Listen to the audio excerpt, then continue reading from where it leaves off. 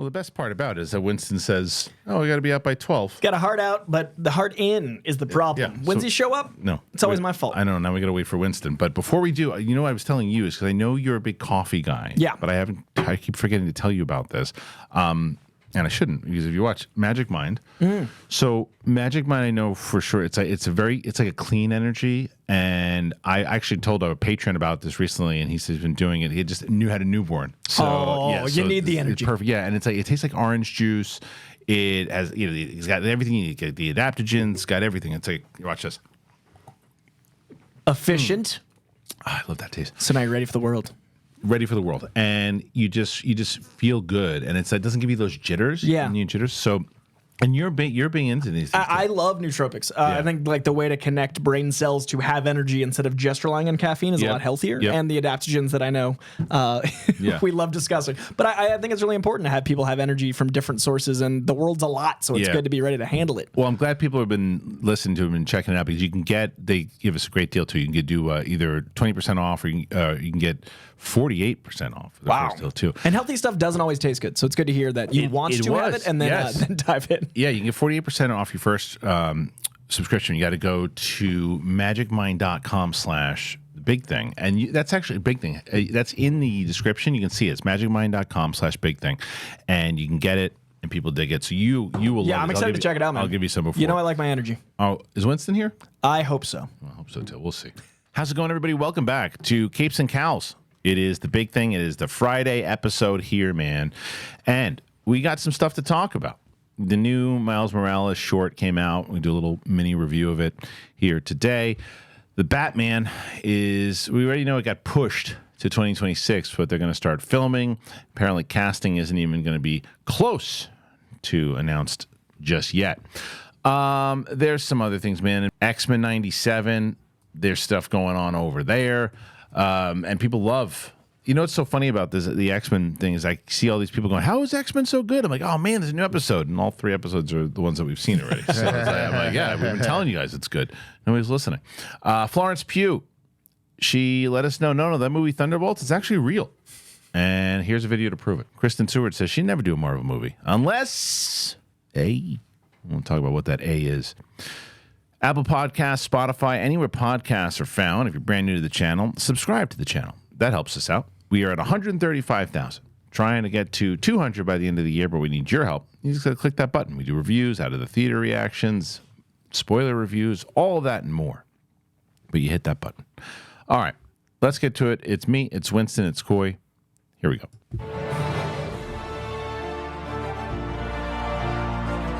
Welcome back, ladies and gentlemen. Capes and Cowls. Kristian Harloff here. Coy Sandro.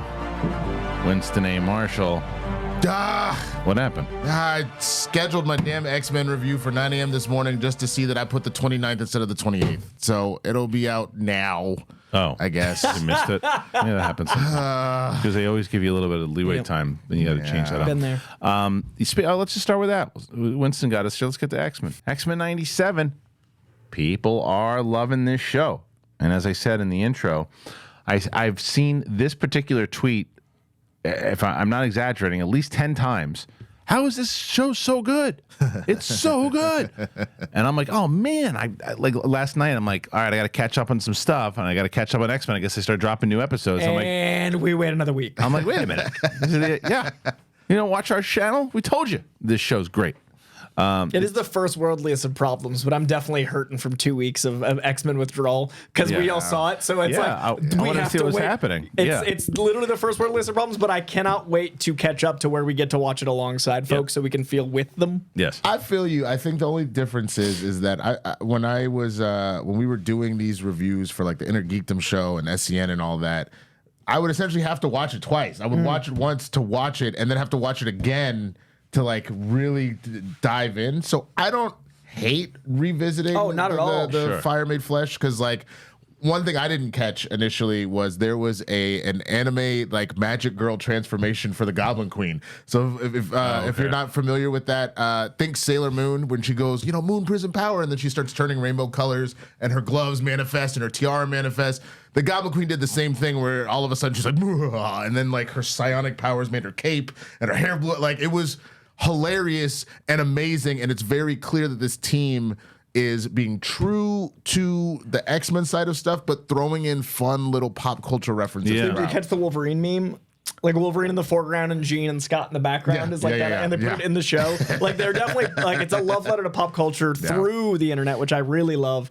I definitely like watching it on camera to react to it is hard because I accidentally called Spiral a Shi'ar. Because I mistook like the way her costume was, and it was like a 2-frame thing. But comic people, they do not forgive. No, they don't forgive. It was literally like 30 minutes of camera bombardment, and I misnamed something, and the internet's very mad at me. But I'm sorry, internet. Shi'ar is not Spiral. She is Spiral. She works with Mojo. It's completely different. Yes. Oh, and something else that they pointed out, which is right. I knew it when you said it.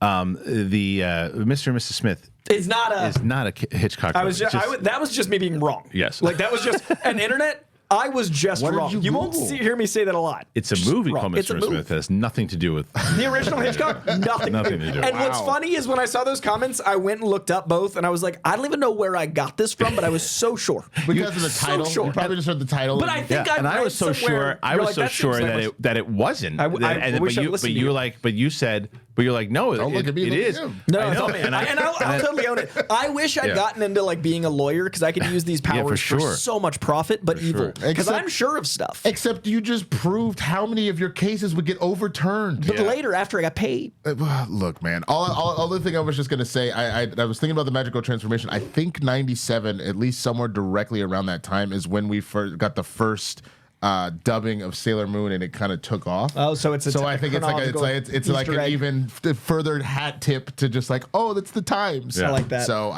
it's the show's exceptional. It's a masterclass. And Inferno really is such a long comic storyline. The storyline for episode 3 is a giant multi-comic long arc. They crushed it by putting it in 30 minutes. Like it definitely felt not rushed, but it felt fast, but not in a bad way. Well, and I was really impressed with that. We just did an episode on Wednesday about the Acolytes coming out, and it's a 30-minute episode, and I think it's a detriment to the show. I haven't seen it yet, and I could be absolutely wrong, and I could pull a Alfred Hitchcock that you just pulled sometimes and say that I was wrong with it. In a remake of Hitchcock. But I had a comment that came out and said, well, wait a minute. There are a lot of shows that are 30 minutes that dive into character really well. Look at The Bear. I said, The Bear's a drama. That it doesn't have these big action scenes, and they said, well, what about Mandalorian? I was like, Mandalorian in the first season went to like 40-45 minutes, and even then you had familiar stuff with the Mandalorian culture. It was in the time period that you're familiar with. In a brand new show that you don't know anything about, and you're only diving 30 minutes, and really like 28 minutes if you look at credits. Scary, but on the side of the X-Men, first of all, animated, you can get away with faster tone. Second of all, I know a lot about Wolverine, even if I'm not as dove into the storylines and the canon as you guys are in pop culture. I know a lot about Cyclops. I know a lot about Jean Grey. I know a lot about these things. And it's smart to not over-explain characters that are so versed in pop culture. Right. So 30 minutes for an animated show of a show that's essentially continuing from another one, that makes sense. Don't show the pearls. Yeah. Let it be. I just don't know, because like I know technically you would make the argument The Bear is a drama, and people will call it like a kind of a dramedy in certain ways. But if you notice, no drama worth its salt is 30 minutes. That is rare. It is typically an hour, like Game of Thrones, Breaking Bad, How to Get Away with Murder, Scandal, and Sopranos. You gotta get into the world. It takes time to put yourself in the world. You need time because you need those moments to let stuff sit. You need exactly. Yeah. So, totally. I'm a little worried. I mean, we haven't seen it, but I was really excited for the Acolyte to feel as removed from the world we know, and I wanted to learn that world. And I'm not gonna I haven't seen it, but I don't know if I'm gonna feel as immersed learning a new world than I want to be. Yeah, my fingers are crossed. We'll see.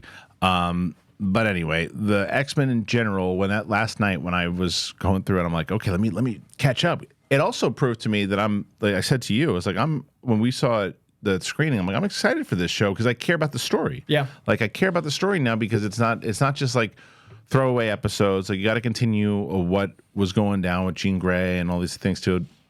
So I'm on board with it. I wound up watching The Bad Batch because the X-Men wasn't available. And I did watch Bad Batch, which has been pretty good this year. But now, as everyone says, I think that this is the other thing I wanted to bring up to people. I know this is not Capes and Cowls, but I keep getting people who are yelling at me now, playfully, about watching Shogun because I've watched now 3 minutes of the first episode, and they're just like saying it's turning into like the new thing because they bring it all the time. I think that maybe I'm going to try to do the first episode as a watch along. Oh, that's fun. And then if people actually watch it, then I'll do the watch along continuing on. But if not, then I'll just watch it and then review it at the end. So I think that's what I'll do. Okay, let's move on to another story here. And this is the one that I definitely wanted to talk about. Let's talk about The Batman. The Batman Part 2, reportedly set for April 2025 to start shooting. And they said we might be waiting a while for casting news, says Mark Cassidy at Comic Book Movie. We have an update on Warner Brothers' plans for Matt Reeves' The Batman sequel, which is reportedly set to begin around this time next year. Batman Part 2 was originally supposed to be released on October 3rd, 2025, but as 2024 arrived with a very few official updates amid potentially production-crippling strikes, speculation mounted that a delay might be inevitable. And the movie was recently pushed back almost a full year to October 2nd, 2026.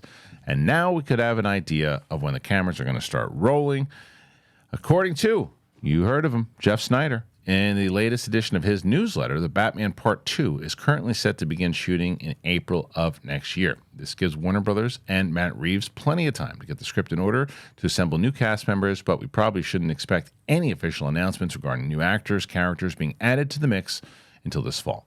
Right now, all we have to go on are rumors, and we recently heard that Logan and the Sandman actor Boyd Holbrook is in talks to play Harvey Dent, Two-Face. This could well be the case, but again, it sounds like we're going to be waiting quite a while to find out who for certain. When the new DCU slate was announced, James Gunn confirmed that Reeves' Batverse will remain separate, so this movie, along with the Todd Phillips Joker sequel, will be considered Elseworld tales. A new actor will don the cape and cowl for Batman the Brave and the Bold, which will also feature a different take on Robin, the Cape Crusader's son, Damian Wayne.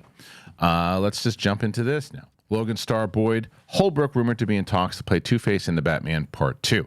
A new rumor doing the rounds online is claiming that Boyd Holbrook is in talks to play Harvey Dent in Matt Reeves' Batman sequel. Mark Cassidy again, plot details for the Batman are under wraps, but several rumors relating to certain characters are doing the rounds. James Gunn appeared to debunk reports the likes of Scarecrow, Clayface, Professor Pig. Thank you. And Hush were set to appear in the movie, but we are now hearing that Harvey Dent might have a part to play. According to Can We Get Some Toast, Boyd Holbrook is in talks to play the classic Batman villain, and Holbrook has quite a bit of experience portraying bad guys. And when the new slate was announced, James Gunn confirmed that the Batverse will remain separate. New actor will take on the Cape and Cowl for Brave and the Bold, yada yada yada. Okay, so those are the two reports there. The first, let's just start with this, Coy. Is this guy right for Harvey Dent? So what's really cool about Harvey Dent is he's kind of the inverse of Bruce Wayne and Batman. Like I talk a lot about how much I enjoy the psychology of Batman villains kind of mirroring Bruce Wayne and Batman's flaws, but it's usually one or the other.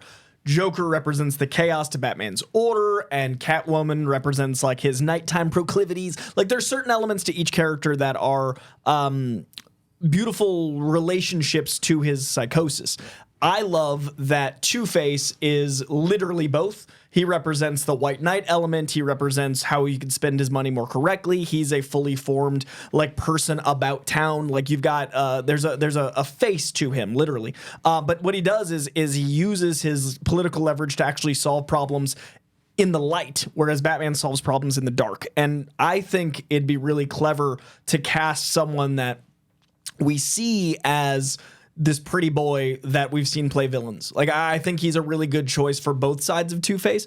I wouldn't have thought of him. I think he's a really good actor. I was excited to see him in Logan. He wouldn't have been my first pick, but I think Matt Reeves does a really good job at surprising us. I wouldn't have thought of Colin Farrell for the Penguin, but that's one of my favorite casting decisions ever. I wouldn't have thought of Jeffrey Wright. Now he's my favorite Commissioner Gordon, and I love Gary Oldman. So I think the Batman, we should never assume a casting choice, but I think that if we hear something that doesn't sound traditional, we should believe it more. Like Boyd Holbrook isn't anyone's like top 5. That's why this might be true. And I think he's the right choice. I just don't think if we hear like a more traditional thing, that's probably a lie. I also while we're this early. I also think it's probably true because James Gunn didn't debunk it. So also true. Yeah, Winston, what do you think about this potential casting? Coy just broke my brain for a second because he started saying that, and then I started going through all the Batman villains, and I'm like, oh my god, he's right. Isn't it interesting? It's a psychology element to each of the villains. No. I was thinking, I was like, okay, well, what about Mr. Freeze? It's like, okay, you would do what would you do at any cost to save your loved one? Then I started thinking about Poison Ivy. It's like, what would you do at any cost to save the world? Like, and then I just literally started going through all of them, and I was like, oh my god, you son of a bitch, you're right. All of his best villains are what a psychologist would say are the yin to his yang of what his actual character set is. Rich boy, essentially the corruption that kind of comes out of that, and like his, because and a lot of stories, Cobblepot loses his fortune. And what would you be if you were a rich boy that wasn't aesthetically a rich boy? Right. Like Penguin represents that we are growing up. There's often stories of like, what if I grew up on the other side of the tracks? What if we grew up on the same side of the tracks, but I was ugly? Yeah, it's really like Batman. That's another side of the track. Well, no, you're on the same track financially. Financial track. Yeah, sure. Yeah. But then there's another set of tracks. Generally, tracks represent wealth. It doesn't matter. Gentrification as tracks. As far as the casting, the casting, I think it's great. He was probably, to me, the best part, honestly, for me, for Logan, just because you really needed a really solid foil to kind of pair with the fact that age and time is like effing you up. So like if you had a non-convincing, a non-threatening villain of any sort, like while he's dealing with that, you'd be like, okay, whatever. So like you really needed that balance, and I really enjoyed what he brought to that performance. So I think he'll crush this. I honestly think he will. I think it's a guarantee that he's going to be in the news that James Mangold Star Wars movie, by the way, too, and I think he'll fit there. I didn't love him in Indiana Jones. It wasn't. Yeah. I don't really necessarily know that was his fault, though. I think that I just don't think that character. I thought that character was so cartoonish. It was not good, but I like him. Bad movie. I didn't hate the movie, but I just think that there was a lot of bad decisions made. But either way, he was not like one of the things that were, when people criticized it, it wasn't like, oh, it was bad because of him. He's a good actor, and he was really good in Logan. And I think that for me, it's always going to be hard when you get like a Harvey Dent, because I don't think of Tommy Lee Jones, I think of Aaron Eckhart. Yeah.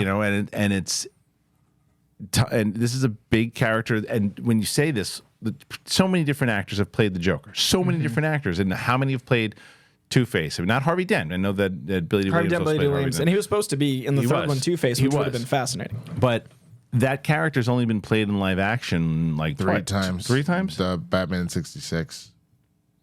Oh, okay. And I'm sure one of the shows cast him, but But I also think that Aaron Eckhart doesn't get the credit he deserves for how good that performance was because of how good the Joker was. Yeah. Like I feel like The Dark Knight, everyone that doesn't want to give The Dark Knight its due always goes, it's a Joker movie, blah blah blah. But no one gives Aaron Eckhart's Two-Face his due, because Aaron Eckhart as Harvey Dent is the cornerstone of that film. All the marketing, like I believe in Harvey Dent. Yeah. If it didn't deliver so well, it would have fallen. Like he was the foundation for that whole stack of cards. It was the writing was really good in it. The way that they played that entire thing. You know, it's funny that I saw recently, and I'm sure it's been going around forever, but one of the most hilarious things in The Dark Knight is he's got full makeup on. When he's in the hospital bed, and Harvey Dent doesn't realize that it's him. And I'm always like, he was delusional. He was a little disoriented. But I think Two-Face is especially. My bad. I'm gonna go ahead and take that L. I thought he was in there. I think I confused him with the Mad Hatter. Very different. No, I know, but just just visually. Yeah. But I think when you look at what Matt Reeves is building as a universe, he's going to be leaning into the Jeff Loeb and Tim Sale stuff. He's going to be leaning into like not necessarily Long Halloween, but the Batman opened with it's Halloween and then breaks into like different. It mirrors a certain aesthetic, and the Two-Face character is important for all of that. There's a long run of comics where it's Commissioner Gordon. Not Aaron Eckhart, Commissioner Gordon, Harvey Dent, and Batman that are kind of working together in multiple different series. So I'd be curious to see if Boyd Holbrook plays good for a little longer. It's also the fact that like in most canon, Bruce and Harvey being friends, there's also this weird guilt that Bruce feels to Harvey in that he failed him. And that's why I like that Bruce and like I said, the Bruce parallel and the Two-Face parallel, both of them mirror. Right. Yeah. All right, what do you guys think? Do you think this works? Do you like the casting? And what do you think overall? I guess we can talk about that real quick before we move on. Is with Batman coming out now in 2026, shooting in 2025. I think this is, some people would say, because I even had the thought, well, wait a minute, if you're going to come out in 2026, why not start shooting this year and have more time for post? And the point can be made, so spend more time on the writing, spend a little bit more time on the post-production, or pre-production rather, and then once you get into April, you'll be ready to go and you'll be set. So I like the time that they have. So, because we talked about the date of when it's coming out, and if you're going to move it because you want to hit that October date, in general, pushing in a year sucks, but it makes sense. It makes sense. I mean, what's the old adage? Measure twice, cut once. That's what she said. What? Cut once? What? Why did she say that? Why? I don't know what reason she Religion. never. Religion. The worst Religion. Part, the religion. Yeah. The worst part. Only kind of little ones. The worst part is I started to laugh at his joke and then I actually listened to it. I was like, that doesn't even make sense. Yes, it does. It makes a lot of sense. Okay. The point is exactly. Go ahead. Lovely singing voice. Record scratch. That's correct. No, I'm not applauding for you. I refuse. More like this. No. Trauma. Yeah, exactly. Trauma. Exactly. That's correct. But just the idea, like you said, get the writing right, get the pre-production right. Don't go into it and then go, damn, we have a massive problem. Like, if you have the time, take the time. Yeah. And it's not a CGI heavy movie. So it's not going to need post-production like some superhero films. I'd rather them tighten up the sets, storyboard, do all the stuff that's going to make the aesthetic of the Batman. That's what's so special. Not the only thing, but that's one of the most special things about this movie is Greg Fraser shot it like a film. He shot it like a 70s crime thriller. Prep it. And especially coming after Dune 2. The bar's low. That guy just reinvented cinema twice. Yeah, so the original was early 2022. So you're looking at almost 5 years. Almost 5 years. 4.5, yeah. By the time that it comes out. And the hype will be real for this film. The question is, what state will the DCU be in at that point? Because the DCU will matter to it. I mean, like no, it won't. But but it will and it won't. Yeah. It will in the fact that it still adds to the public psyche of comic book movies and the idea of Batman, the idea of those types of characters. I did a quiz. We were at breakfast. My daughter and I tried to get my wife, and we're like sitting down and going, okay, let's see if my wife knows the difference between Marvel characters and DC characters. Interesting. Right? For the most part, she passed. She passed with an A, and she got, it was like, I think she was like, it was something like a 90%, 92% or something. And because what she said at one point was she's going through them, because we talked about, I can't remember which one it was where she guessed somebody that was Marvel, that was DC, but I can't remember what it was. It was one of those obscure ones, right? But then we started getting into, she's like, The Flash, and we started Aquaman. She's like, DC. She's like, I know this is DC because these are the ones that aren't that good. Ooh. And I was like, but then I said, well, what about Batman and Dark Knight? She's like, okay, well, those are pretty great. So about Man of Steel, she's like, all right, that's pretty good. And then so it was like, but it is the perception. They got to fix the branding of the branding is what it was, because as I mentioned, all the other movies that were really good. She said, yeah, there's some good ones, but because of the consistency of what happened for the first 3 phases of Marvel, that is what is in the average everyday person's head. Also, if you zoom out even more to just the macro of pop culture, I think a lot of people hear Marvel more. Yes. And I had my grandma on one of my shows like 8 years ago. She came on Marvel Movie News. My grandma who she knows who Thanos is. Like my grandma's fairly plugged in. This is your grandmother. Exactly. She has to hear me ranting. But like my grandma came on my show and we were like, okay, so who's your favorite Marvel character? And she said Superman. And she got so embarrassed. And it was really sweet. But I think it's because she just hears Marvel and goes like, oh, it must be one that's where that house is. Yeah. And to this day, I think it's so endearing that like it's all comics to people that don't focus on it. So as long as they're doing good work, it's going to uplift everything. Yeah. All right. What say you guys about all this stuff too? Does it matter that this movie's coming out later than expected? Are you excited about the casting? Excited about what Matt Reeves is going to do? What say you? All right. Before we move on, I want to tell you guys both about AG1 and Rocket Money. As you know, how much I love AG1 and how much I love Rocket Money. I'll tell you about both of them. Here you go. All right, guys. Let's talk about AG1. You guys know I love AG1. If you've been listening to my show, you've heard me talk about them, and I've been drinking them for about 2 years now, and I love it. Never been a vitamins guy. I've told you that. I take it all one shot. AG1. I put it in a water bottle. I shake it up. I'm good to go. I recommend AG1 to my friends. I recommend AG1 to my family. Everybody. AG1 is a team of doctors and scientists. It is tested for 950 contaminants and NSF certified for sport. It is formulated based on the latest science and maintains high quality standards. You guys know they've been with us for a while because you guys know too. You've all been checking them out, and everybody who's been signing up to AG1 says the same thing. It's changed your energy. It's changed how you approach things in the day. You're smiling more. You're running around the place, and you're sleeping better. I know. AG1 is the supplement that I trust to provide the support my body needs daily, and that's why they've been a partner for so long. If you want to take ownership of your health, it starts with AG1. Try AG1 and you get a free 1-year supply of vitamin D3, K2, and 5 free AG1 travel packs with your first purchase. Go to drinkag1.com/bigthing. drinkag1.com/bigthing. Check it out. Rocket Money. I've been telling you guys about Rocket Money forever because there's a lot of times that you forget about these subscriptions and you either pay twice for it, you didn't realize it, you sign up for a thing and you're like, oh, I'll do that first free month, and then it's gone. Your money's gone every month. Did Rocket Money do what you wanted them to do for you when you signed up? Because it did it for me. I had all these subscriptions and I was like, oh, and it lists it out and it says, don't do that. You don't need these. It tells you how much money you have that you've spent in the month. It tells you, it gives you your credit score. It gives everything. I mean, Rocket Money for me is the way to go. It's a personal finance app. And it finds and it cancels your unwanted subscriptions. It monitors your spending and it helps lower your bills, which is the best. So you can grow your savings because Rocket Money has over 5 million users and it's saved a total of 500 million, saving members up to $740 a year. So don't waste money. Cancel your unwanted subscription and go on over to rocketmoney.com/bigthing. rocketmoney.com/bigthing. All right, thank you to our friends over at AG1 and Rocket Money. As I mentioned every single show, that if you want to support the show, people ask all the time how to do it. Get yourself something good. Manage your finances with Rocket Money. Boy, does it help. And AG1 will make you feel good. So do it both. I put the link in the description, and so is the pinned comment. All right, let's move on. All right, we just mentioned James Gunn debunking casting stuff. Well, he does it again. And this time he debunks Waller casting talk. James Gunn has taken time out from filming Superman to debunk a recent DCU casting rumor which was gaining traction online. That rumor that the Peacemaker spinoff series Waller, starring Viola Davis as Argus director Amanda Waller, is rumored to have cast Kong Skull Island and 24 Legacy actor Corey Hawkins as Agent Dale Gunn in the series. Exactly. Also the color purple. That's how you do it.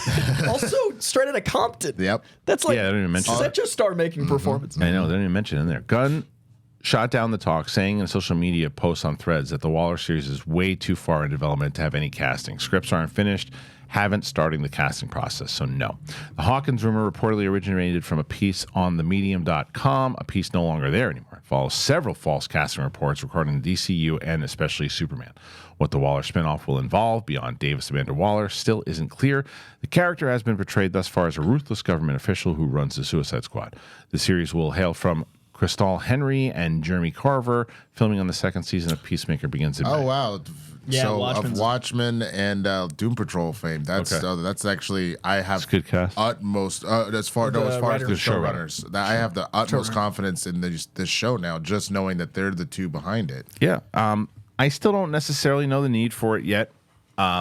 But how can you go wrong with the showrunners, B, the cast? That might be why they're making it. Is they got a showrunner outline that was yeah, so Viola good, Davis. and Come like, on, how do you not? I know. If you got that script, that showrunner, that team assembled, and then everything falls apart, and you're like, well, and the Peacemaker thing seems easy, right? Like the end of the series, this end of the first season is him seeing his interdimensional stuff with his dad. So why don't he just go through another dimension, bring Waller with him, and maybe that's how you bring it into the DCU? It's just a confusion angle for me. It's just like where it's like it's the only thing, because let's call this what it is, and I'm fine with it because I love the Peacemaker, but this is what this is. James Gunn loves this. He loves it. You can tell from the way he makes it. He loves the Suicide Squad. He loves Peacemaker. He loves it. And he said, somehow, anyhow, we got this, and I love what Viola Davis is doing. I got to make these are the ones that stay. Somehow they stay. And it's like, it's still back to the confusion angle of like, how does it stay? It is, but let's be really real. The casting of Viola Davis as Amanda Waller, and then what Peacemaker was able to do And like The Suicide Squad was very solid of a movie. HBO needs a win show it's too. Exactly. Is it HBO? The Peacemaker? Yeah, No, it was HBO Max. I'm saying like HBO Max doesn't have a lot of like that show is trending every I week. thought you meant that this one. How many times does HBO Max have Of course, it's on Max. You have guaranteed wins. You have super A-list talent. Like, when are you ever going to get Viola Davis again? Like, perfect casting for Amanda Waller. So it's one of those situations where it's like, okay, look, am I going to catch some flack because I'm putting my own stuff and propping it up? Sure, but it works. I love that show. And so, like, to the point where I can't look at any other DCEU property when it was at its prime that didn't meet some sort of trouble. This is really kind of the only one. Now, if you want to throw Amanda Waller in there with the original Suicide Squad and say that that's got taint on it, fine, but it really feels like they did that reboot hard with the Suicide Squad and Peacemaker, so you can kind of take it out of that. Whereas Peacemaker never really met with any stink whatsoever. I mean, there are people that don't like the fact that they made a Superman like jack off joke or whatever it was in Peacemaker. And Aquaman screws fish. Yeah, that was it. That was it. Funny joke. But it's fine. But either way, you could make the argument that there was drama with Batman v Superman. So Cavill and Affleck are tainted. Let alone Affleck is like, I don't even want to do this anymore. He's going to direct a film, and he does. And Wonder Woman was the first one was great, but 84 was trash. The Flash was a really heart moving moments in that movie, but that movie didn't do well. Like, all of that has taint on it, and they're too at the center focus. You got to push it off. I agree. I'm just curious how they're going to do it. I think narratively with the interdimensional stuff in the show, because of his dad, you have the ability to just start episode 1 with Waller maybe being like, we need Peacemaker to go to another universe, and like her and him go into the current one. It just scares me with the other Hopefully it's linear, though. It just scares me with the universe stuff because of everything. I think Marvel has dropped the ball on the other universe stuff so badly that people are just like, enough with the other universes already too. So it's like how they're going to play it. But then the flip side of that is that Spider-Verse has done it pretty well. Yeah. So I just think it's just been overdone. But if it's needed in order for them to say this is how we're going to do it, and then we're not going to do it again, because if that's the case, they'll be like, well, how come they don't bring Henry Cavill in? How come they don't bring I guess you could say that too. The other argument you could make, because we said that in the Flash, at least you've established that, and whether or not you acknowledge that canon or not, but you've left that door potentially open. Oh, in every universe I went to, you're the same person. Guy. Yeah. If all of a sudden we get to season 2 of Peacemaker, and it's also John Cena, just in the universe that is now the DCU, you could just and that could be that. John Cena? Have you ever seen that clip? No. Oh, it's the best. I forget the guy's name, but one of the old school wrestlers when I wasn't watching it.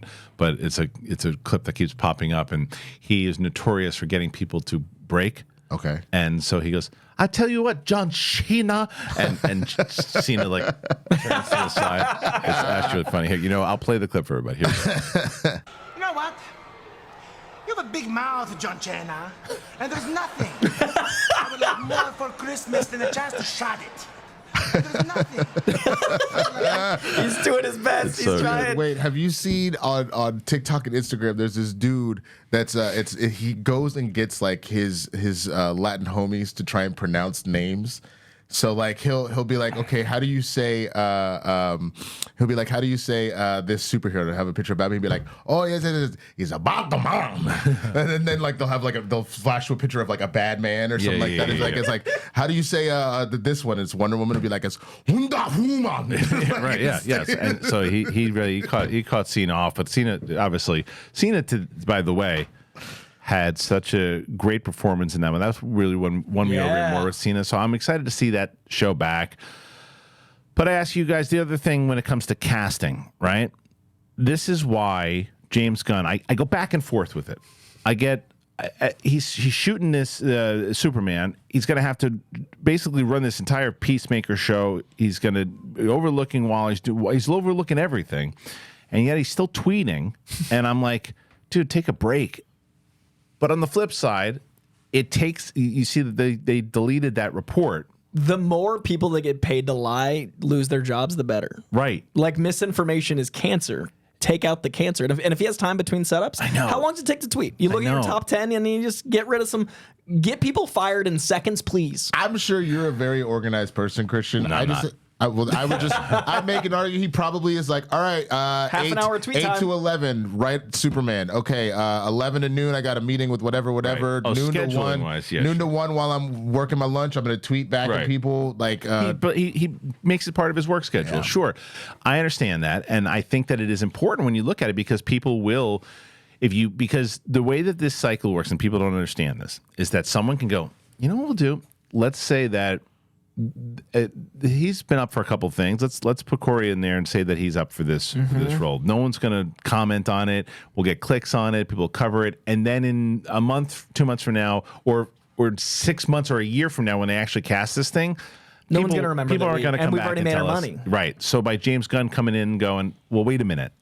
You get them to go, shit, we can't do that. And I feel like not a half, but like a lot of YouTube is just clickbait, and it's really dangerous to people that are trying to have integrity. So the more that people lose their jobs that don't have YouTube, integrity. though. This is a website. No, but I'm saying in general. Yeah. Like I'm just saying YouTube's the biggest problem. Like it's easy to sit down and make a video and just say whatever you want. See, but I think I'll push back on that.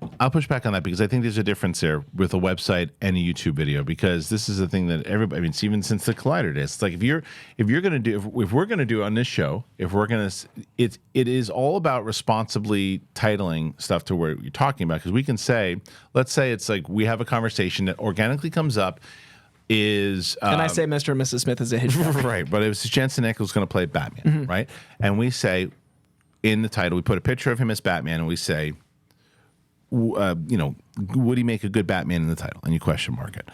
You're asking a question. Would he make a good Batman? Not he is Batman. Right. He is. Or if there's a rumor out there, let's say a website puts out a rumor that he's Batman, he got cast, and then you put new Batman question mark, and we talk about it. You're not saying new Batman exclamation point. This is who it is. You're saying, unless it's confirmed, of course. So there is responsibly how you title things and talk about you things. can still and the funny thing is there is a way, like you said, to pseudo clickbait, but make it very clear that you're not making ish up. So like, but it's not clickbait if you're talking about it. No, that's what I'm saying. So like, if you, for the thumbnail, for example, of when we were talking about casting of Cavill and Gosling, and I mentioned Gosling would make a great Mr. Sinister, someone actually had like a drawing of Mr. Sinister. If you put that in the thumbnail being like, Gosling as MCU, Sinister? Gosling is Sinister question mark, or that's different than Gosling Sinister. Breaking like news, you just said. Like it's that's what I'm saying is the sites that run it as Gosling cast as Sinister, waiting for it to fade. Right. They need their credibility checked, and that's what's dangerous. Is how often it gets to the point where people that do look around, it's too crowded a marketplace. We need to thin it out. Sure. Okay. And I would argue that, I use Twitter now, currently, to put out links, and the only time I argue is when I'm at the gym because it helps me with workout. So, maybe Gunn's got a system where if he's angry, he gets on Twitter. That's it why helps. you're getting smaller. Yeah, because I haven't been tweeting as much. No, because you've been tweeting too much. Oh, I've been barely on Twitter. No, but I use it for gains. Like in between sets, it helps me rage. It helps me. Can't you just be? No, he's getting smaller because he's in a relationship. That's true. That's true. Yeah, I don't need to be jacked anymore. Not anymore. So. You just had to lure her in, and then just all of a sudden, hey. And we're it's good. false advertising. Lucy in the football, bro. You just Relationship bod, 20 pounds left. Yeah, you signed.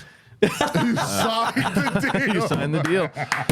Anyway, The lease is signed. Lisa signed the papes. All right. Oh my God. Thanks for joining us here today. No, I'm just kidding. All right, listen. We got more things to talk about here because there are some. This is a story that I thought was interesting. Let's talk about K-Stew. Does anyone call it that anymore? No. Stew bomb. I mean, is it stew bomb? No stew bomb.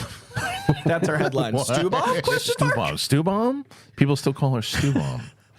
Did anyone ever call her stew bomb? All right. Kristen Stewart says, F off, Marvel. No, that's not what she says. Clickbait.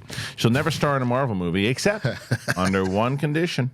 Mark Julian says Kristen Stewart has made quite a reputation for herself as an actor's actor post Twilight. After a miserable experience making Charlie's Angels, she shied away from blockbusters. And you can count on Kristen Stewart among the Hollywood A-listers who don't seem to enjoy superhero movies. Over the years, venerated actors and such directors such as Jodie Foster, Jennifer Aniston, Martin Scorsese, Alejandro Gonzalez Inarritu, Ridley Scott, and more have all shared their disdain for how superhero movies have taken over the film industry. Foster, who is Stewart's mentor, recently stated, It's a phase that lasted a little too long for me, but it's a phase, and I've seen so many different phases. Hopefully, people will be sick of it soon. The good ones like Iron Man, Black Panther, The Matrix, I marvel at those movies and I'm swept up in the entertainment of it, but that's not why I became an actor. And those movies, they don't change my life. Hopefully there'll be room for something else. During a recent appearance on the Not Skinny, Not Fat podcast, Stewart revealed that she pretty much feels the same as her mentor, stating that making a superhero movie sounds like a effing nightmare, actually. She also stated, I will never, ever do a Marvel movie, before going on to reveal that there was one exception. Well, if Greta Gerwig asked me to do a Marvel movie, well, then I would do it.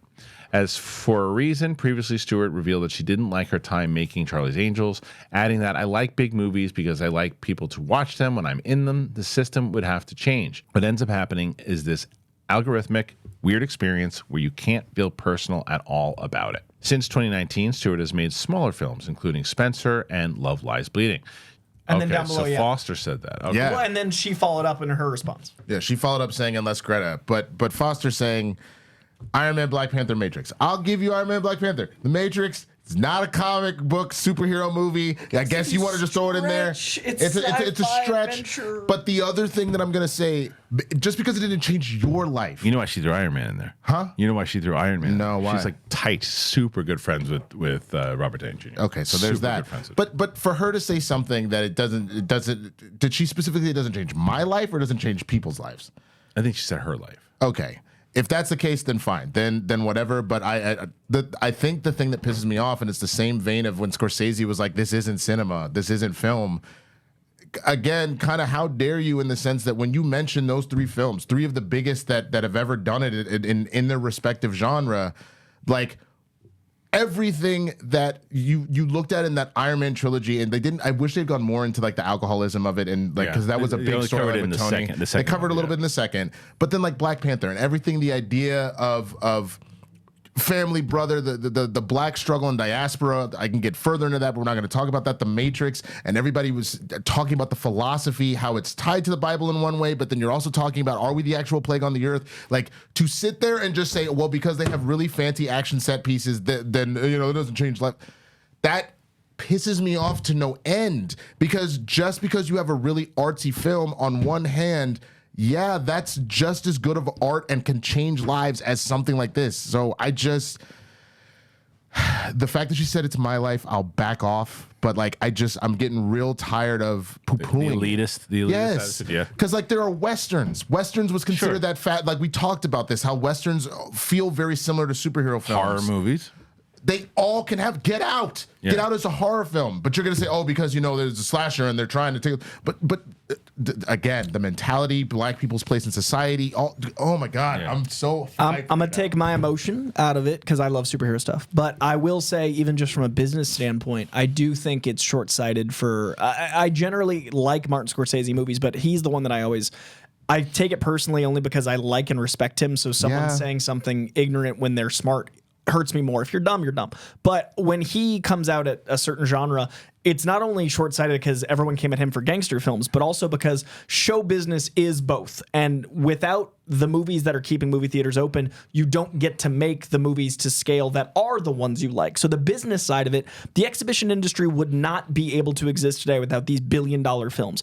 I personally don't love the Transformers films, but I am always happy when one does a lot of money. I personally don't love the Tyler Perry films, but I'm always happy when one makes a lot of money. I personally don't see every Despicable Me, but I know they make $1 billion. So I don't think it's smart for anyone, and I'm not saying she did, but I'm saying that I don't think it's smart for anyone in the film industry to make blanket statements about anything that's keeping the film industry open. So I like Kristen Stewart's indie films. I personally see an indie film I might not have because of Kristen Stewart, because Spencer was one of my favorite movies of that year. Seberg is one of my favorite movies ever. I wouldn't have seen Seberg if she wasn't in it. I wouldn't have seen Love Lies Bleeding, and I loved it. But it's really important not to shoot yourself in the foot on a business stand. Say they're not for you, but I do think it's short-sighted. That's all I was gonna say. I was like, if you take it outside of movies and take it to music, for me to say something, all country is trash, that's incorrect. It is one of the most successful genres of all time. It still is to this day. Some of the biggest artists are country artists in the world. To say that I do not like country and it doesn't move the needle for me, which she did put that in there, I would say you almost want to say, not only do those films not necessarily move, like if Scorsese, instead of saying that isn't cinema, he's like, that's not the type of story that I like to tell. That I would be okay with. That's not the type of music that I like to play. Those are all things that make sense instead of shitting on other artists and what they're making one way or the other. Now, there have been bad films by everybody at one point or another. So let's not pretend like, you know, there weren't bad superhero films. There's plenty of bad superhero films. Madam Web, Jesus Christ. But all that being said, that doesn't necessarily throw the entirety of the genre. There's a lot of bad action movies, a lot of bad horror movies, a lot of bad things. But here's the thing. I agree with her, and the show's over now. Bye. This was our last episode of Capes and Cowls. No, it is. I agree with you guys. It's like it's like anything. It's just a matter of how you present things and how you say things. The difference, I think, with Scorsese and Kristen Stewart from someone. Look, she had a bad experience on Charlie's Angels, obviously, that plays into this. She is also the reason why she's as successful as she is, even at the moment, is because of Twilight, and it's a big, huge franchise, right? So. By her, Scorsese built himself on the kind of films that he loves. She built her reputation, or should say, built her career on these very successful movies, and then transitioned. She's a very good actress. She's been in a lot of different things. She's on the younger side. She's still in her 30s, so she should understand it more. I give Scorsese a pass every time because he reminds me of my old grandpa, who you're not gonna like. If my dad was doing press anywhere, my dad would be canceled. You're right. Because it's like he's got his own. He's set in his ways. My dad is 80 years old. He ain't changing his ways in the way he looks at things. Yeah. Like people people don't understand that. Just because he's in front of a camera and he's in front of a microphone and he's talking, he's just like, yeah, you don't like Marvel movies? Why not? I hate you. Okay, I'm gonna go take a nap. What does he care? He doesn't. Kristen Stewart should know that she's still got this an audience, but like she said. She's also playing. She knows how much respect, like Greta Gerwig. Greta Gerwig is crossing over into. I would love to see Greta Gerwig, Kristen Stewart Marvel movie, man. Right. Like, oh my God, and she said it, and she also puts herself in a position like it just depends on when, because I think that there are things that she said inside of that in the same way that any genre could be like it's getting lazy. They're doing this. You mentioned That's Western. fair. Yeah. You can say that. I think it would just been a better thing. Look, the genre for me right now. It's just not working. Like there's things I just don't like about it because we've said that on this show. There are things that are happening in Marvel that stinks right now. Yes. I say, look, I haven't done a Sith Council show. I haven't done this, like actually called it Sith Council since Ahsoka. Someone yesterday said, you should stop doing Sith Council. I can't even watch it because all you do is criticize Star Wars. Like, well, I haven't done a Sith Council in 5 months. But one of the things is too, it's like I'm a Yankees fan. But if they're in last place or the Giants are in last place, I'm going to say the team needs help. Yep. And until the team's winning again, if the team's still winning championships and they're winning championships and they're playing great and I'm still going, they're terrible, then there's something else going on there. But, I'm not going to do this thing where it's just like everything is awesome. I'm just not going to do it. And because it's also not real. Right. And part of the problem right now is we have gotten to a place where we're not able to acknowledge reality anymore. Right. And I think that bothers me a little bit. Like the only time that we should be talking about fantasy is the movies that we go to see, not with what's like going on in life. So I don't know. And the last thing I'll say kind of about this, I agree with you with the whole Kristen Stewart, she got her start in Twilight. I always have a problem with artists that something puts you on and then you decide that you're just going to trash it.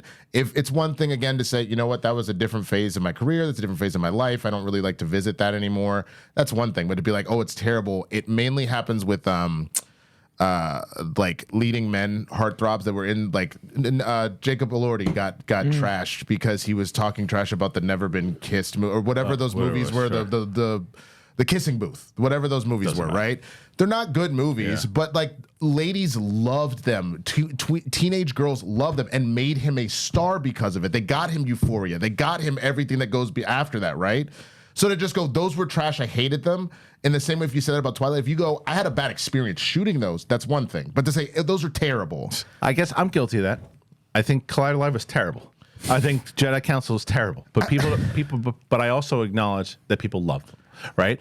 And I don't say to people, like, if you like them, it's like, there were times that, we did some great stuff. We had some good guests. The people I worked with, I loved. But there was stuff, my experience working in that area, not the company itself, but just that whole way that it was put together and having to talk about stuff I didn't want to talk about and that stuff was a bad experience for me, so it made me taint my experience of it. That's totally fair, and I think it's the same thing we've said about Zaslav and just like bedside manner about stuff, especially when people's like heart and soul is into something. So like you said, Collider Live, it's so different for you to go, it was terrible for me, I had a bad experience dealing with XYZ versus I hated that show. And if you like it, you're terrible too. right. Before we leave this subject, I do want to say, now that it's been brought up, I would love to see a Greta Gerwig Avengers movie. Because she handles relationships really well. I know some of her action directing because of little comedic elements in Barbie, but I'd like to see her action more. But I think as far as like dealing with a giant cast and a beautiful visual palette, and like if she could direct action or hire an incredible second unit director for the action, it'd be cool to see her handle something like of that scope. And she's made $1 billion movie now, so I think like that'd be cool. I know she was doing Barbie at the time, but they should have waited and they should have had her done the Marvels. Yeah. Was she up for it? No. Oh, okay. Just in general. Okay. That you probably would have had a much better film. All right. Before we move on, we got a couple more stories. I have been raving about and talking to you guys about Magic Spoon forever. Last night fired into them. Love Magic Spoon so much. And then I'll tell you about Magic Spoon and Miracle. Here you go. I'm going to tell you first of all about Magic Spoon, because you guys know, and I got that yesterday. I'm so excited for somebody to reach out to me yesterday and told me how much they're loving Magic Spoon, and like, I'm so glad that you told me about Magic Spoon, because I absolutely love it. And I'm so glad that you do, because last night I got the new, they have like honeygram ones now, which is great, because I had a New Year's resolution to cut back on sugar, add more protein. I did it. And people love cereal. And get older, it's harder to do that just because there's so much sugar and kind of empty carbs. Well, Magic Spoon has everything. It's got the flavor that you love. It's got high protein, less sugar. They have cocoa. They have fruity, frosted peanut butter. I told you, I just had this new graham cracker thing that I love. 0 grams of sugar, 13 to 14 grams of protein, only 140 calories a serving. So good. High protein and 0 sugar. It's amazing. If you go to magicspoon.com/bigthing and you grab a variety pack, and you can try it today, but you got to use our promo code. Use Big Thing at checkout, and you save $5 off your order. It's so amazing. They're so confident in it, by the way, and they should be. It's backed with 100% happiness guarantee. If you don't like it for any reason, they refund your money, no questions asked. So start your new protein diet today here with this stuff. It's a delicious bowl of high protein cereal. You go to magicspoon.com/bigthing. Use that code Big Thing. Okay, the other thing I wanted to tell you guys that I'm super pumped about. So I've told you guys I'm moving. I'm leaving, going to New York. I'm excited about it. And we need new things for the house. Well, Miracle Made. So I'm not sure if you know, but if you were familiar with, maybe you didn't know this, your temperature at night, it can have one of the greatest impacts on your sleep quality. If you wake up too hot, too cold, I recommend that you check out Miracle Made's bed sheets. They're inspired by NASA. Yeah, Miracle Made uses silver-infused fabrics and makes temperature-regulating bedding so you can sleep at the perfect temperature all night. It's so good. It's self-cooling properties for better quality sleep. It's the future, guys. Silver-infused fabric. Inspired by NASA. So good. Self-cleaning. These sheets are infused with silver that prevent up to 99.7% of bacterial growth, leaving them to stay cleaner and fresh 3 times longer than other sheets. No more gross odors.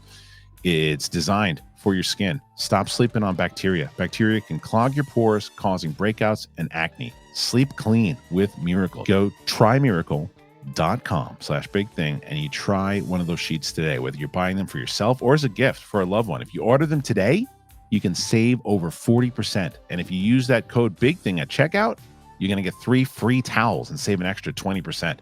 Miracle is also super confident in their product. It's backed with a 30-day money-back guarantee. So if you're not 100% satisfied, you're going to get a full refund.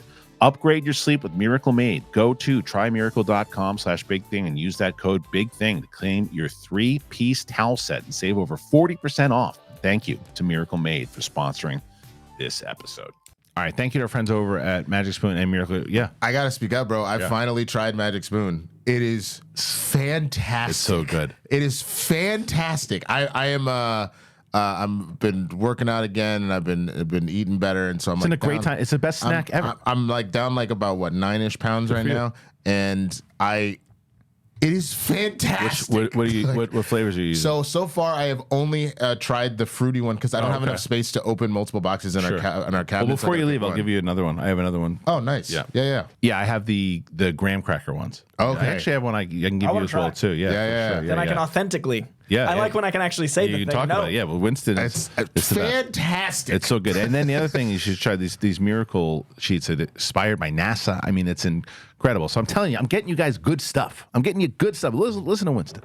I put the link in the description. It's always the pinned comment, and you help out the show tremendously, and you're getting something for yourself.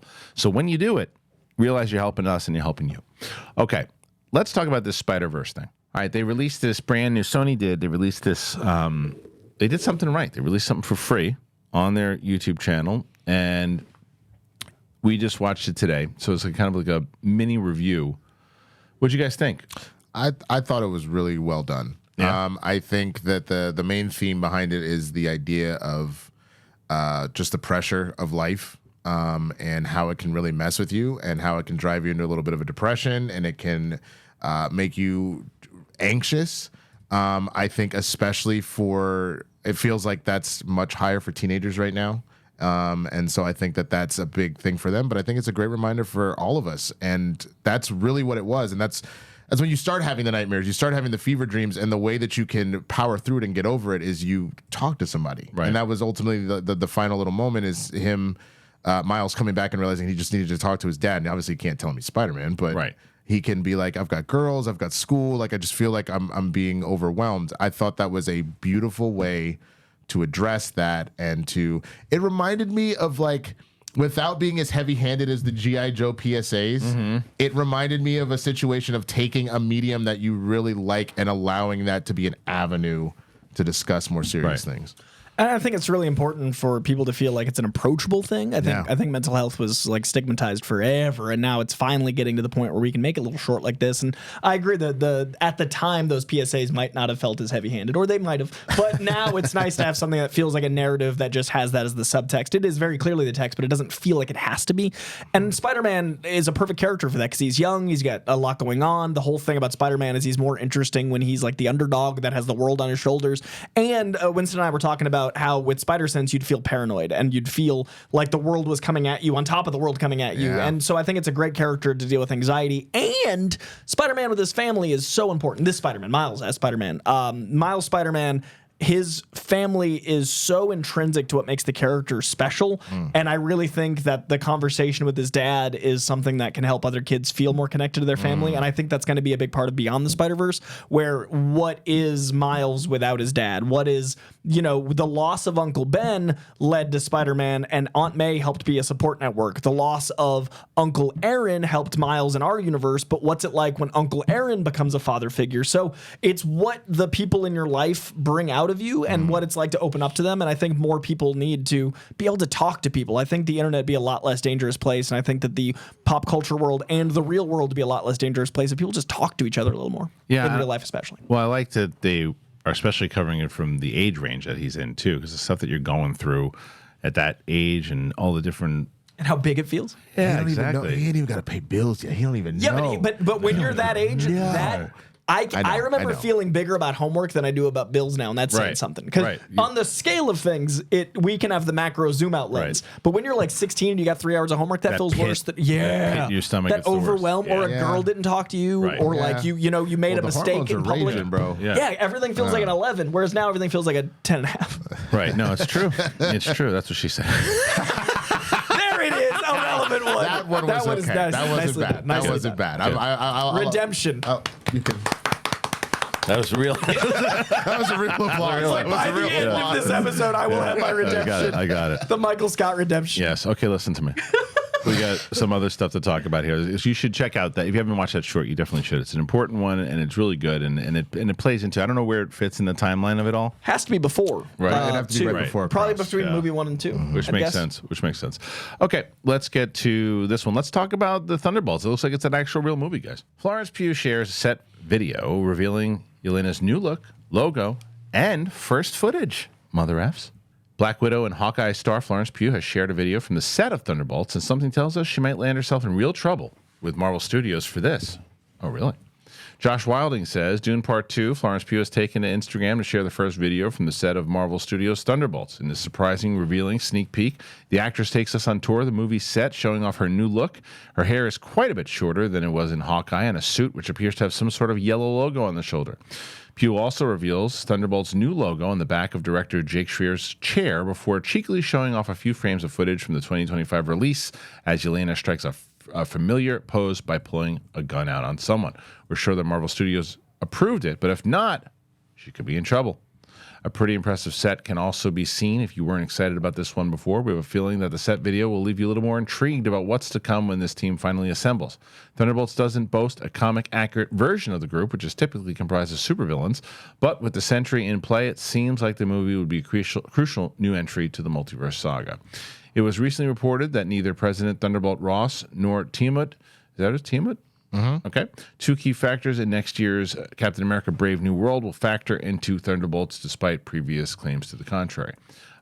This means that the team won't include Red Hulk either as a Thunderbolt or even as inspiration between the group's moniker.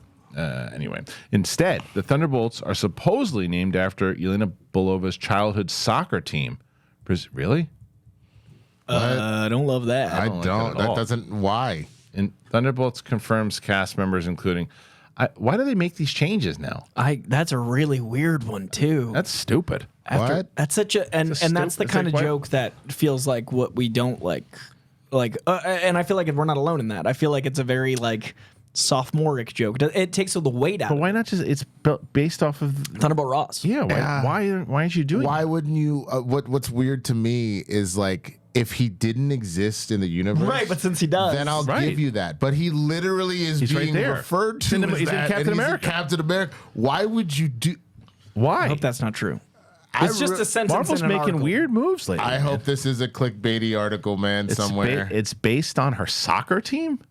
Why? Oh, dude, that's the stupidest thing I've ever heard. Did she say this? Is that what they reported? I guess they reported through a leak. I don't know. Because then maybe if she said it, maybe she's dicking around and I don't know if she said it, but it's because that would be a terrible. Imagine a whole team based on a joke. But why are you changing it? Just because it's... The Avengers, that's why I don't like the Agents of S.H.I.E.L.D. choice to bring Coulson back, because it negates that they needed something to avenge. This would be worse than that. The only thing I could see happening is if all of a sudden they're getting their asses whooped because Sentry's involved and Red Hulk does come in, and so we're being bait and switched right now, and then they go... if it's a joke of I have this great team that I love, the Thunderbolts, and it's well, they just call me Thunderbolt. If you're going to do something like that, but if you're fully going to negate... Because you're already changing a lot. And I know it's a different universe, a different continuity, but Zemo runs the Thunderbolts in the beginning, and that's a character that's already introduced. So if you're getting rid of the Zemo origin I thought it was Osborn. That's later. Zemo's the later iteration. Yeah. Zemo's the first one. Zemo's the first one, and it's Justice, Lightning Thunderbolts, and all that stuff. Mark Bagley is beautiful. I don't see why they changed, but either, go ahead. But if you change both, if you've got Zemo and you've got Thunderbolt Ross, and you get rid of all of it, then how is it even the Thunderbolts? They're villains. It's a bait and switch. Zemo, Thunderbolt Ross. If you get rid of every element of being the Thunderbolts, then what's left that makes it Thunderbolts? I with a few changes, but not all. I'm literally imagining now, like the Legion of Doom, and it's no. I really love the team Doom. They're a dodgeball team, so we're gonna be the Legion of them. Why? Why? Just what? I hope this is wrong, because this just changed my expectations. This would be quite a bit if it's true. Because if that's okay with them, then what other things are going to be? That seems like what Marvel's been doing in general. That seems like what they were doing before this big shift. Remember, it felt like they were all kind of course correcting. If this is what Jodie Foster was talking about, then you're on the same page. I'm Team Kristen Stewart here right now. Well, let's see. Who knows? What do you guys think about the name change in general? What do you think about the stuff that they showed? Watch the video. We're just upset. We didn't even watch the video. What do you think about the actual video itself? Did you think that did the excitement actually work, or did we take too much out of this thing? Who cares about the name? Also, good marketing on their part by having her do a set visit. Yeah. It shows practical sets. It shows clearly she was approved. Clearly, but it's smart of them to do something like this, especially with a star coming off of Dune. And it also gets people talking about it because nobody even knows what this movie is. But she's a big enough star that people start. Had we not read that article, we would have been excited. We would have been excited about this, too. But there's no. But it's relevant. It is. No, it is. Because it's just funny because we hadn't heard about it. Because it's but little things like that. You have this movie. You're getting people excited. But why are you changing the time? Why are you changing the name of the team? It's there's no reason to do that unless what's the point of it? yet? Is it the point because like, well, we don't want to? It's Harrison Ford and he's the villain now. We don't want to basically. And there's exceptions like the Defenders on Netflix made sense because it was their way to distinguish from the Avengers. That the Defenders, they're defending New York. Like that name makes sense. But if we're changing the name from Thunderbolt Ross to a soccer team, that feels a little demoralizing. All right. Anyway, well, listen, that's it. Put your comments in there. Tell us what you think. I want to thank our panel here today, Coy and Winston. Winston, where can they find you? You can find me at the Swaggy Blurred on all the platforms. Like I mentioned, my X-Men episode 3 review is up now. So definitely go do that, as well as my monthly wrap-up with Breakfast AM News should be coming out today as well. So definitely go check that stuff out on all my stuff, please. Coming down at Coy Jandro everywhere. I'm waking up my YouTube page. Christian's giving me a lot of advice. I'm going to be attacking my own page. So head over there to YouTube. Excited to do so. And then TikTok, Instagram, Twitter, all the places. And I feel like making stuff this year. So let's make some stuff. All right. Thank you, guys. As I said, if you're able to, subscribe to the channel if you haven't done already. Apple Podcasts and Spotify. Remember, we're on audio, too. So whether you're at the gym or wherever you are, you're taking a drive, listen to us on Apple or Spotify. And we have another show if you're into the UAP phenomena. Every Monday through Friday, we have a channel, Down to Earth with Kristian Harloff. Subscribe over there. We're just about at 16,000 subscribers now over there. So hopefully you join us. And that's about it, man. Thank you to our sponsors. Again, the link's in the description, pinned as a top comment. For Winston and Coy, see you later.